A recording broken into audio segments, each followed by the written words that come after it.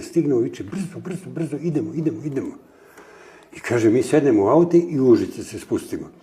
I kaže, tamo, pravo trčimo, kaže, tamo gde je vrhovni štab. Kaže, kod Tita, tamo se drži sastanak. I kaže, mi upadamo, Miloš kaže, upada unutra u času kada Krcun Penezić, Slobodan Penezić Krcun, student mladi iz Užica, referiše o proizvodnji hleba u Užičkoj republici. I kaže... Samo ovaj lebac tvoj.